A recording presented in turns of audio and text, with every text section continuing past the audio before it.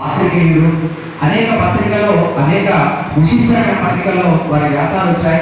ఆ వ్యాసాలన్నీ రాసి విడిచిపెట్టకుండా వాటిని పుస్తకాల్లో ప్రచురించారు. కరీంనగర్లో ఉన్నటువంటి మహాపౌరులు, కరీంనగర్ సంస్థల గురించి, కరీంనగర్ ఉత్సవాల గురించి, అది శతవసంతాల ఉత్సవాల లేకపోతే మామూలుగా శాతవాహన ఉత్సవాల ఏదైనా కావచ్చు, ఆయన ఏదైతే పత్రికల్లో వ్యాసాలు రాసాడో అవన్నీ పుస్తకాలుగా తీశారు. ఈ మధ్యనే వేణుగోపాల చరిత్ర, మనవంశిక బ్రాహ్మణ చరిత్ర అనేక పుస్తకాలు ఒకటే కాదు, కథలు, కవిత్వం, వ్యాసాలు, 3 రకాల ప్రక్రియలో వారు నిరంతరం రాయడమే వారి ప్రవృత్తి. అన్నిటికంటే మించి అతను గొప్ప బాబు గొప్ప రాస్తే అనేకంటే మించి ఆయన చాలా గొప్ప హిస్టారియన్. ఆయన చరిత్ర అంటే మక్కువ, చరిత్ర అంటే ప్రాణం.